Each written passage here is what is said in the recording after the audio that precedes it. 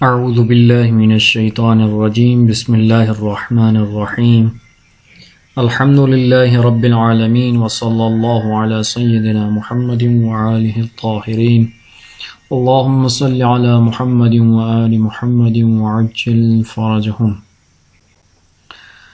ہماری بعض کتاب صرف سادہ میں قواعد پل چل رہی تھی کہ وہ قواعد جو آپ نے صحیح حروف کو اور حروف علت کو ایک دوسرے سے پہچاننے کے ذیل میں آپ نے جن کا خیال رکھنا ہے، یا قواعد حروف علت و قواعد حروف صحیح ہفت اقسام کے ذیل میں یہ بات ہماری چلی تھی، جس میں ہم نے کچھ قواعد اور ان کے تبصرے پڑھ لیے تھے۔ آج ہم اس کا تیسرا تبصرہ پڑھیں گے۔ فرماتے ہیں حرف علّہ را اگر ساکن باشد حرف لین نامد۔ اگر حرف علت ساکن ہو اس حرف کو حرف لین کہتے ہیں۔ مثلا لفظ قول ہے، قول، بیع، دار، امیر۔ یہاں پر آپ دیکھ رہے ہیں کہ حرف علت یہاں پر واو یا یہاں پر الف ہے، یا امیر میں حرف یا ہے۔ یہ حرف علت یہاں پر کیا ہے؟ ان حروف میں ساکن ہے، ان کو حروف لین کہتے ہیں۔ اچھا، فرماتے ہیں وہ حرف لین را اگر حرکت ما قبلش با آن مناسب باشد حرف مد نیز می نامند۔ کہتے ہیں کہ اگر حرف علت کی حرکت اس کے ما قبل کی حرکت کے موافق ہو تو اس کو حرف مد بھی کہتے ہیں، جیسے دار، امیر۔ اب حرف علت یہاں پر الف ہے، الف کا موافق حرکت کون سی ہے؟ فتح ہے۔ یا حرف علت کی مناسب حرکت کون سی ہے؟ کسرہ ہے۔ اور وا حرف علت کی مناسب حرکت کون سی ہے؟ واو ہے۔ مثلا امور، یا مثلا اور اسی طرح سے آپ مثال لیں، مثلا بوع، یا مثلا سوع، یا مثلا سوء عمل۔ اسی طرح سے واو ہے اور اس کا ماقبل مضموم ہے۔ تو جہاں جہاں پر واو ہوگی اور اس کا ماقبل مضموم ہوگا تو یعنی کیا مطلب؟ اس کی حرف علت کی ماقبل کی حرکت اس کے مناسب ہے، موافق ہے، تو اس کو کیا کہیں گے؟ حرف علت کو حرف مد بھی کہیں گے۔ یا مثلا حرف یا ہے، حرف یا کی مناسب حرکت کون سی ہے؟ کسرہ ہے۔ مثلا امیر، فقیر، مبیع، یہاں پر کیا ہے؟ یا ہے، تو یا کی ماقبل کی حرکت کیا ہے؟ مکسور ہے، اور کیا ہے؟ اس کے موافق ہے، تو اس کو بھی حرف مد کہیں گے۔ یا الف ہو اور الف کی ماقبل کی حرکت مفتوح ہو، کیا مطلب؟ یعنی اس کی حرکت کے موافق ہے، یہ حروف مد کہلائیں گے۔ پھر کہتے ہیں کہ حرکت مناسب واو ضمہ، واو کی مناسب حرکت کیا ہے؟ ماقبل کی ضمہ، اور مناسب با یا کی مناسب حرکت اس کے ماقبل کے لیے کیا ہے؟ مکسور ہونا، اور مناسب با الف فتح۔ بنابراین الف ہمیشہ حرف مد است، الف ہمیشہ حرف مد ہوگی، زیرا خود ساکن است و تا ما قبلش مفتوح نہ باشد قابل تلفظ نیست۔ کہتے ہیں کہ الف قابل تلفظ نہیں ہوتی مگر یہ کہ اس کا ما قبل مفتوح ہو اور یہ الف مدی کی صورت میں ہو۔ پس اگر الف کا ما قبل مکسور ہو یا مضموم ہو الف نہیں پڑھی جا سکتی۔ مثلا بے پر پیش ہے اور آگے الف ہے، کیسے پڑھیں گے ہم؟ بو آ تو نہیں پڑھ سکتے نا لفظ کو، بو آ لفظ نہیں ہوتا، یا با لفظ ہوگا، یا بی یا بو۔ واو ہے اس کا ماقبل مضموم ہوگا، یا ہے تو اس کا ماقبل مکسور ہو، اور اگر الف ہے تو اس کا ماقبل مفتوح ہوگا۔ الف کا ماقبل مفتوح نہ ہو تو الف پڑھی نہیں جائے گی۔ الف ہمیشہ حرف مدی کی صورت میں ہوتی ہے، اگر الف کا ماقبل مضموم یا مکسور ہو تو نہیں پڑھ سکتے۔ مثلا با پر زیر ہے اور آگے الف لگا دیں، کیسے پڑھیں گے آپ؟ میں یہاں پر لکھ دیتا ہوں۔ مثلا لفظ ہے بے پر پیش ہے اور آگے الف لکھ دیں، یہ لفظ پڑھا جا رہا ہے؟ نہیں پڑھا جا رہا۔ بو آ تو لفظ نہیں ہوتا، با ہوتا ہے لفظ۔ یا با پر زیر ہے اور آگے الف لگا دیں، بے آ لفظ نہیں ہوتا، الف چونکہ ساکن ہے تو اس کو ہم نہیں پڑھ سکتے، با پڑھ سکتے ہیں۔ با کا ہمیشہ ماقبل مفتوح ہو تو یہ پڑھی جا سکے گی، ورنہ یہ کیا ہوگی؟ ورنہ یہ الف نہیں ہوگی، وہ پھر حمزہ ہو جائے گا، وہ بئسا بن جائے گا۔ یا مثلا بے زیر بے اور یہ حمزہ بئسا یہ لفظ ٹھیک ہے، یا مثلا مؤمن یہاں پر بھی حمزہ ہے، کیا ہے حمزہ ہے، الف نہیں ہے. مؤمن یہاں پر اگر الف ہوتی اور اس کا ما قبل مضموم ہوتا تو یہ لفظ نہ پڑھا جاتا، یہاں پر الف نہیں لائی جاتی، بس یہ کیا ہوتا ہے اصل میں حمزہ ہوتا ہے، مؤمن ہوتا ہے. اچھا پھر کہتے ہیں تبصرہ چہارم، مضاف ثلاثی مضاف ثلاثی در معرض ادغام است. جب بھی ثلاثی کا مضاف ہوگا ہمیشہ کیا ہوگا، ادغام ہوگا. در معرض ادغام است یعنی اسے ادغام ہونا پڑے گا. و ادغام این است، ادغام کیا ہوتا ہے بھلا؟ فرماتے ہیں دو حرف پہلو یہ ہم را از یک مخرج ادا کنیم، دو ایسے حروف جن کا مخرج کیا ہے ایک ہی ہے، بطوری کہ در تلفظ بین آنہا فاصلہ نہ یفتد، دونوں کے درمیان فاصلہ نہ ہو مخرج کا. یہ اب تجویدی بات ہے، اگر آپ نے تجوید پڑھی ہوئی ہو تو اس کے لیے زیادہ مناسب ہے سمجھنے کے لیے.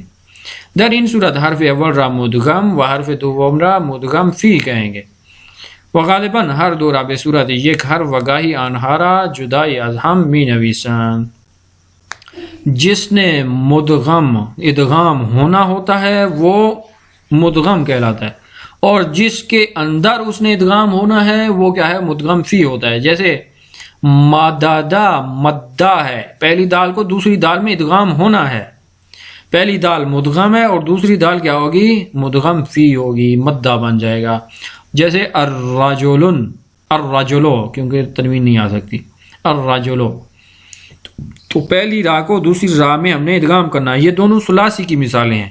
تو جہاں پر بھی ثلاثی میں دو حرف ایک ہی جنس کے آ گئے ہیں اور ان کا مخرج بھی ایک ہے تو ان کو ایک دوسرے میں ادغام کر دیں گے. جس نے ادغام ہونا ہے اس کو ادغام مدغم، اور جس کے اندر اس نے ادغام ہونا ہے اس کو مدغم فی کہیں گے. جیسے الرجل ہے، مدہ ہے. اس کی تفصیلی بحث کہتے ہیں ادغام کی در فعل مضاف میں آیات کے جو ثلاثی مجرد کے فعل مضاف میں ہم اس کو بحث کریں گے. پانچواں تبصرہ، حمزے و حروف علت در معرض تغییرن، کہتے ہیں حمزہ اور حرف علت جو ہوتے ہیں وہ بھی ہمیشہ معرض تغییر میں ہیں. ان کو چونکہ پچھلے درس میں بیان ہوا تھا کہ ان کو علت ہے، کیا مطلب، یعنی حرف علت ہمیشہ تبدیل ہوتے رہتے ہیں، ایک حالت میں نہیں رہتے. تغییر حمزے را تخفیف گویند، اگر کوئی حمزہ کسی اور چیز میں تبدیل ہو رہا ہے، حمزہ الف میں یا میں یا واو میں تبدیل ہو رہا ہے تو اس کو تخفیف کہتے ہیں. وہ آن بے دو صورت، حمزے کی تخفیف دو صورتوں میں، یا تو حمزے کو اصلاً تبدیل کر دیں یا حذف کر دیں. حمزہ کسی اور چیز میں تبدیل ہو جائے یا میں یا واو میں، یا اصلاً بالکل ہی حذف کر دیں اس کو. اچھا تخفیف قلبی کیا ہوتی ہے؟ فرماتے ہیں تخفیف کی ہم نے کیونکہ دو صورتیں پڑھی، قلبی یا حذفی. قلبی میں تبدیل ہو جاتا ہے حمزہ اور حذفی میں حذف ہو جاتا ہے. تخفیف قلبی کیا ہوتی ہے؟ ہرگاہ در کلمه ای حمزه ساکن بعد از حمزه متحرک قرار گیرد حمزه ساکن را به حرف مد تبدیل می کنم. کہتے ہیں کہ ہر وقت جب کلمہ میں آپ دیکھیں کہ حمزہ ساکن ایک حمزہ متحرک کے بعد آ رہا ہے تو پہلے حمزے میں دوسرے حمزے کو کیا کر دیں گے، ایک کر دیں گے دونوں کو، اور یہ ایک حمزہ بن جائے گا اور اس پر مد آ جائے گی. جیسے آمنا، اس کی کیا ہے، یہ باب افعال میں گیا ہوا ہے. آمنا اصل میں ہے حمزہ میم نون، آمنا ہے اصل میں. جب باب افعال میں لے گئے تو ایک باب افعال کا اپنا حمزہ ہوتا ہے، تو ایک حمزہ اس کا اپنا ہے، ایک باب افعال کا ہے، تو دو حمزے اکٹھے ہو گئے. اب یہ چونکہ اکراما کے وزن پر ہے، اکراما امانا، تو اس میں ایک حمزہ کیا ہے، باب افعال کا ہے، ایک حمزہ اس کا اپنا ہے. جو اس کا اپنا ہے وہ کیا ہے، ساکن ہے. اب کیا بتا رہے ہیں اوپر، کہتے ہیں کہ اگر کوئی حمزہ ساکن ہو اور اس سے پہلے ایک اور حمزہ موجود ہو جو متحرک ہو، یعنی متحرک کا مطلب جس پر حرکت ہو، حرکت کا مطلب زبر زیر یا پیش. اگر ایک حمزہ ساکن ہو اور اس سے پہلے والا حمزہ متحرک ہو یعنی اس پر زبر زیر پیش ہو، اب یہاں پر کیا ہے، پچھلے حمزے پر حمزہ ہے، زبر ہے، تو کیا کریں گے بھلا، کہتے ہیں دونوں حمزوں کو ایک کر دیں گے اور اس پر ہم مد ڈال دیں گے. کیا بن جائے گا، آمنا بن جائے گا، اعمنا کیا بن جائے گا؟ آمنا. یا اعمر کیا بن جائے گا؟ اومر بن جائے گا. ایمان کیا بن جائے گا؟ ایمان ہو جائے گا، کیونکہ حرف مد میں ہم نے تبدیل کر دینا ہے اس کو. ولی لیکن اگر حمزہ ساکن بعد از حرف متحرکی غیر از حمزہ قرار گیرد تبدیل آن بے حرف مد جائز و نہ واجب. کہتے ہیں اس کے برعکس صورت دیکھیں، اگر ایک حمزہ ساکن ہے اور اس سے پہلے والا حرف جو موجود ہے وہ حمزہ نہیں ہے تو پھر کیا کریں؟ پہلی صورت میں تو پچھلے والا حرف جو ہے وہ حمزہ تھا، اب کہہ رہے ہیں کہ ہے حمزہ ساکن لیکن اس سے پچھلے والا لفظ حمزہ ساکن نہیں ہے بلکہ کچھ اور ہے، تو اس صورت میں بھی کہتے ہیں آپ کے لیے جائز ہے، چاہے تو آپ اس کو حرف مد میں تبدیل کر دیں یا چاہے تو آپ نہ کریں، واجب نہیں ہے. جیسے رأس یا شعم، ذئب، یہ حمزہ ساکن ہے لیکن اس کا ما قبل حمزہ نہیں ہے. اوپر والی مثال میں حمزہ ساکن ہے، اس کا ما قبل بھی حمزہ ہے. نیچے والی مثال میں حمزہ خود ساکن ہے لیکن اس کا ما قبل حمزہ نہیں ہے. کہتے ہیں اس صورت میں آپ حمزہ کو آپ کے لیے جائز ہے یا تو حرف مد میں تبدیل کر دیں یا تو حرف مد میں تبدیل نہ کریں. اس کو رأس پڑھنا بھی جائز ہے آپ کے لیے، راس پڑھنا بھی ٹھیک ہے، شعم پڑھنا بھی ٹھیک ہے، شوم پڑھنا بھی ٹھیک ہے. ذئب اور ذیب دونوں صورتیں آپ کے لیے جائز ہیں. وادر بعضی کلمات دیگر نیز کے وضعیت فوقرا نادرن تبدیل حمزے شنید شدہ. کہتے ہیں بعض ایسی صورتیں بھی ہیں جو ان دو صورتوں کے علاوہ ہیں، ان میں بھی کہتے ہیں کہ آپ کے لیے جائز ہے کہ آپ حمزے کو حرف مد میں تبدیل کریں یا نہ کریں. مثلا ائمتن، یہاں پر حمزہ ہے، دو حمزے اکٹھے ہوئے ہیں لیکن دوسرا حمزہ جو ہے وہ خود بھی ساکن نہیں ہے اور پہلے والا بھی متحرک ہے، تو پھر بھی آپ اس کو ائمہ کو اجمہ پڑھ سکتے ہیں، یا نبی ان کو نبیج پڑھ سکتے ہیں، بری ان کو بری پڑھ سکتے ہیں، نبوۃ ان کو نبوۃن پڑھ سکتے ہیں، مکرو ان کو مکروون پڑھ سکتے ہیں. بس یہ تو ہو گئی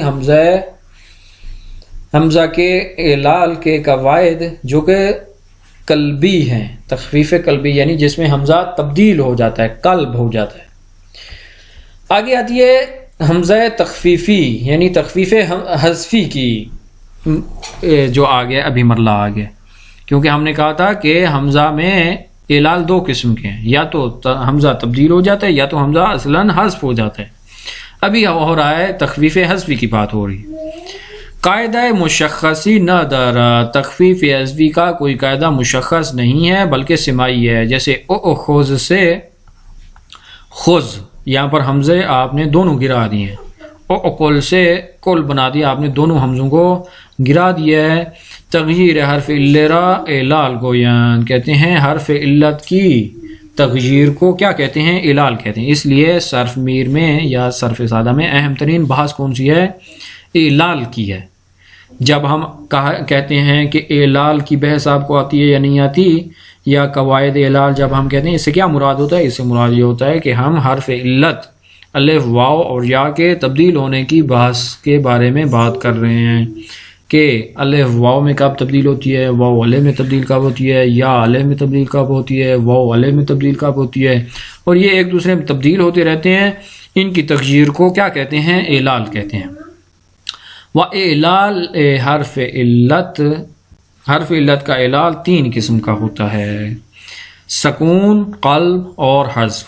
یا تو حرف علت کبھی متحرک ہوتا ہے، اس کو ہم ساکن کر دیتے ہیں، یا تو حرف علت مثلا واو ہوتا ہے یا میں بدل جاتا ہے، یا ہوتا ہے واو میں بدل جاتا ہے، الف ہوتی ہے واو میں تبدیل ہو جاتی ہے، واو ہوتی ہے یا میں تبدیل ہو جاتی ہے، تبدیل ہوتے رہتے ہیں حرف علت. یا کیا ہوتا ہے؟ تیسری صورت یہ ہوتی ہے کہ یا اصلاً حرف علت گرا دیا جاتا ہے. مثلا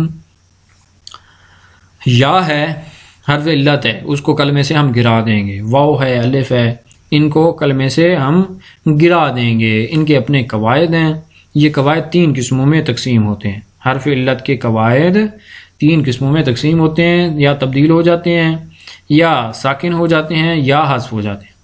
کہ اعمال ہر کدام طب کے قواعد خاص و در شرائط معینی صورت میں گرد. اعمال اس کو پڑھیں گے ہم. اعمال یعنی اس کو عملی جامہ پہنانا، ان سب کا اعمال، ان کو اجرا کرنا، ان قواعد کا، ان کے کیا ہیں، ہر قدام کے قواعد خاص کے قلب کہاں پر لگانا ہے، ساکن کہاں پر کرنا ہے، حذف کرنا کہاں پر کرنا ہے، اس کے قواعد آپ خاص قواعد کے تحت اور اس کی شرائط کے تحت تبدیل ہوتے ہیں کہ جو بیان کیے جائیں گے. تفصیل آن در فصل 12 12 بخش اول و مقدمہ بخش دوم خواہد احمد. اس کی بحث تفصیلی کہاں پر آئے گی؟ فصل 12 میں بخش اول میں اور مقدمہ بخش دوم میں آئے گی. اچھا، یہ تمرینیں ہیں جو آپ نے خود حل کرنی ہیں. اس میں اگر کوئی تمرین میں اشکال ہو تو آپ پوچھ سکتے ہیں. بخش اول یہاں سے ہماری شروع ہو رہی ہے. بخش اول فعل کے بارے میں. مقدمہ، تعریف و تقسیم. فعل کی تعریف کریں گے، پھر اس کی تقسیم بیان کریں گے. فعل کلمہ یس کے بروقوع قار یا پدیدار شدن حالتی در زمان گزشتے یا حال یا آئندے دلالت کنند. فعل ایک ایسا کلمہ ہے جو کسی کام کے واقع ہونے یا کسی حالت کے پدیدار، کسی حالت کے ظاہر ہونے کو بیان کرتی ہے، لیکن ساتھ میں اس کے زمانہ حال، زمانہ گزشتے یا زمانہ آئندہ بھی موجود ہوتا ہے. کسی کام کو بیان کرتا ہے زمانہ ماضی میں، زمانہ حال میں یا زمانہ آئندہ میں. کون؟ فعل. واقع شدن کار مانند کام کے واقع ہونے کی مثال جیسے ضربہ، زد، اس نے مارا. ایک تو اس میں مارنے کے عمل کو بیان کیا جا رہا ہے اور یہ بھی بیان کیا جا رہا ہے کہ اس نے مارا. جب میں آپ کو کہتا ہوں اس نے مارا، اس سے کون سا معنی آپ مراد لیتے ہیں؟ کون سا زمانہ؟ یعنی اس نے مار لیا ہے اور ابھی میں آپ کو بتا رہا ہوں گزر چکا ہے مارنے کا عمل، ماضی ہے. یعنی یضربو، جب میں کہتا ہوں یضربو، وہ ایک شخص مارتا ہے. اس سے آپ کون سا معنی سمجھتے ہیں؟ ایک تو اس سے معنی آپ سمجھ رہے ہیں مارنے کا، اور دوسرا معنی آپ اس سے یہ سمجھتے ہیں کہ وہ مار رہا ہے، یعنی ابھی مار رہا ہے یا بعد میں مارے گا. وہ مارتا ہے، یعنی میں جب آپ کو بتاتا ہوں کہ وہ شخص مارتا ہے تو اس کا مطلب یہ ہوتا ہے کہ یا وہ شخص ابھی مار رہا ہے یا ابھی مارے گا. یا مثلا اضرب، مارو، اس میں کون سے معنی پائے جاتے ہیں؟ دو معنی. ایک تو معنی اس میں پایا جاتا ہے مارنے کا، اور دوسرا کیا معنی پایا جاتا ہے اس میں؟ زمان کا، کہ ابھی مارو. جب میں آپ کو کہتا ہوں مارو، اس کا مطلب یہ نہیں ہوتا کہ تم نے ماضی میں مارا تھا اور یا تم بعد میں مارو گے، بلکہ میں کہہ رہا ہوں کہ ابھی اس کو انجام دو. ضرب کے عمل کو زمانہ حال میں ابھی میرے سامنے اس کو انجام دو. و پدیدار شدن حالت، پدیدار شدن حالت یا کسی حالت کا ظاہر ہونے کو بیان کرتا ہے فعل. جیسے حسنا، یعنی نیکو شد، وہ شخص اچھا ہو گیا. یا یحسنو، نیکو می شواد، وہ اچھا ہو جائے گا. احسن، نیکو شو، یعنی تم اچھے بن جاؤ. اچھا، یہ تو ہو گئی تعریف اس کی. پھر کہتے ہیں فعل کی 3 قسمیں ہیں: ماضی، مضارع، امر. فعل ماضی کون سا ماضی ہوتا ہے؟ فعل ہوتا ہے فعل ماضی وہ فعل ہوتا ہے کہ بروقوع کار، جو کسی کام کے انجام دینے یا حالتی یا کسی حالت کے انجام، حالت کے ظاہر ہونے کو بیان کرتا ہے، لیکن زمانہ گزشتہ میں، یعنی گزرے ہوئے زمانے میں بیان کرتا ہے. جیسے ضربہ، اس ایک شخص نے مارا. حسنا، وہ ایک شخص اچھا ہوا. یہ پہلی مثال ایک کام کے وقوع ہونے کے بارے میں بیان ہو رہی ہے، اور دوسری مثال ایک حالت کے انجام، ایک حالت کے وقوع پذیر ہونے کو بیان کر رہی ہے. فعل مضارع وہ فعل ہوتا ہے کہ بروقوع کار، جو کسی کام کے انجام پانے یا کسی حالت کے پدیدار ظاہر ہونے کو بیان کرتا ہے، لیکن زمانے حال یا آئندہ کے زمانے میں، یعنی فیوچر میں. جیسے یضربو، وہ ایک شخص مارتا ہے یا مارے گا، وہ ایک شخص اچھا ہے یا اچھا ہوگا. وہ فعل امر. تیسرا فعل امر ہے. فعل امر کون سا فعل ہوتا ہے بھلا؟ ایک ایسا فعل ہے کہ جو طلب پر دلالت کرتا ہے. ایجاد کار، کسی کام کے ایجاد کرنے یا کسی حالت کے ظاہر ہونے کو طلب کرتا ہے. جیسے اضرب، فعل کو انجام دو، یعنی اس فعل کو، ضرب کے فعل کو انجام دو، اگلے بندے سے طلب کرنا ہے اس میں. یا احسن، یا مثلا اقرم، یا مثلا اقیم الصلاۃ، یا مثلا سومو، یہ کیا ہوتے ہیں؟ امر میں کیا ہوتا ہے؟ یعنی کام کے طلب کیے جانے کو بیان کیا جاتا ہے، یعنی یہ کام آپ سے طلب کیا جا رہا ہے، یہ کام آپ کریں، حکم دیا گیا ہے آپ کو۔ پھر کہتے ہیں اصل فعل از مصدر گرفته می شود و مصدر کلمه ای است که تنها بر وقوع کار یا حالتی دلالت کند۔ کہتے ہیں فعل یہ جو آپ بیان کر رہے ہیں یہ کس سے لیا گیا ہے؟ کہتے ہیں فعل مصدر سے لیا گیا ہے۔ خود ضربا یا یضرب یا اضرب یہ جو ہیں یہ تین کلمات یہ خود مشتق ہیں، جامد نہیں ہیں۔ یہ کس سے نکلے ہیں بھلا؟ یہ مصدر سے نکلے ہیں۔ اور مصدر کون ہوتا ہے بھلا؟ مصدر وہ کلمہ ہوتا ہے جو صرف کام کے وقوع کو بیان کرتا ہے یا کسی حالت کو بیان کرتا ہے۔ مثلا خروج، خارج شدن، نکلنا، حسن، اچھا ہونا، ضرب، مارنا، نصر، مدد کرنا، علم یعنی جاننا، یا مثلا اسی طرح سے بقیہ مصدر ہیں۔ تو مصدر کیا ہوتے ہیں؟ صرف کام پر دلالت کرتے ہیں، رونا، پیٹنا، جاگنا، اٹھنا، سونا، بیٹھنا، کرنا، جانا، آنا، یہ سارے کیا ہیں؟ مصدر ہیں۔ یہ صرف فعل کی حالت کو بیان کرتے ہیں یا وقوع کار کو بیان کرتے ہیں، اس میں زمانہ موجود نہیں ہوتا۔ علامت مصدر این است، مصدر کی علامت کیا ہے؟ مصدر کی علامت یہ ہے کہ در آخر ترجمہ فارسی آن تن یا دن آورده شود۔ فارسی میں اگر کسی مصدر کا ترجمہ فارسی میں اگر مصدر کو پہچاننا ہو تو اس کے آخر میں تا نون یا دال نون آتی ہے، مشروط بر این کہ اگر نون را برداشتیم تبدیل بے فعل ماضی شود، اس شرط کے ساتھ کہ اگر اس تا نون یا دال نون میں سے نون کو ہٹائیں تو وہ فعل ماضی بن جائے۔ بنابر این کلمات مانند اونق، خاضع، گردن اور فروتن مصدر نیستند۔ میں اس کی مثالیں اردو سے بھی بیان کروں گا۔ مثلا آنا ہے، آنا کا کیا ہے فارسی؟ آمد، آمدن، بلکہ آمدن۔ جانے کی کیا ہے فارسی؟ رفتن۔ اٹھنے کی برخاستن، یا مثلا جاگنے کی بیدار شدن، یا مثلا سونے کی خوابیدن۔ تو آپ دیکھ رہے ہیں کہ ان سب کے آخر میں دال نون یا تا نون آ رہی ہے، کشتن، رفتن، آمدن، خوابیدن، بلند کردن، یا مثلا آپ کہتے ہیں کہ بقیہ اسی طرح سے مصدر ہیں، آخر میں دال نون یا تا نون آتی۔ اردو میں کیا آتا ہے بھلا؟ اردو میں نا آتا ہے آخر میں، جاگنا، اٹھنا، بیٹھنا، تیرنا، سونا، کھانا، پہننا، آخر میں کیا آتا ہے؟ نا آتا ہے مصدر میں۔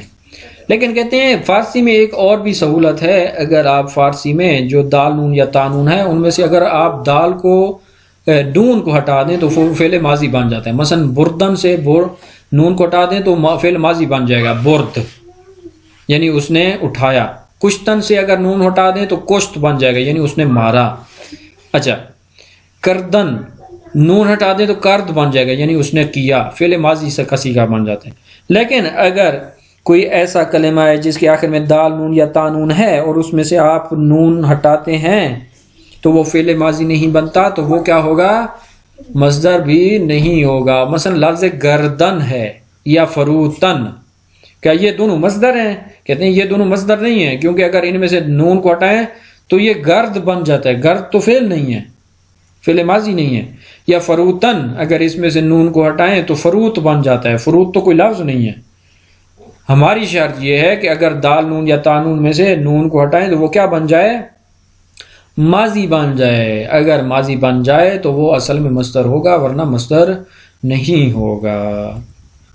آنچه مستقیما از مصدر گرفته می شود، کہتے ہیں مستقیم ڈائریکٹ طور پر صرف فعل ماضی نکلتا ہے مصدر سے، فعل مضارع، امر، جاد، نفی، نہی، اسم فاعل، اسم مفعول، پھر مجہول کے صیغے، یہ سارے کس سے پھر نکلتے ہیں؟ کہتے ہیں وہ سارے مصدر سے نہیں نکلتے، مصدر سے ڈائریکٹ طور پر صرف فعل ماضی نکلتا ہے۔ وَأَمَا مضارع و امر چنین نیستاں، مضارع اور امر ڈائریکٹ مصدر سے نہیں نکلتے، بلکہ مضارع از ماضی، مضارع ماضی سے نکلتا ہے، اور امر مضارع سے نکلتا ہے۔ بس اس طرح سے ہے ترتیب۔ مصدر ہے اصل میں، اس سے ماضی نکلے گا، ماضی سے پھر مضارع نکلے گا، مضارع سے پھر امر نکلے گا۔ یہ انہوں نے ایک چارٹ بنایا ہے، اگر آپ یہ اس کو دیکھیں، غور کریں اس پر، بہت مہم ہے یہ۔ اچھا، آگے بات ہے ہماری معلوم اور مجہول کی۔ 5 منٹ ہیں ہمارے پاس، اس کو ہم تیزی سے دیکھ لیتے ہیں۔ معلوم اور مجہول، فعل یا معلوم است یا مجہول۔ فعل معلوم کون سا فعل ہوتا ہے؟ فعل معلوم وہ فعل ہوتا ہے کہ فاعلش در کلام ذکر شدہ باشد۔ فعل معلوم وہ فعل ہوتا ہے جس کا فاعل کلام میں ذکر کیا گیا ہے، جیسے ضرب زید بکرا، زید نے بکر کو مارا۔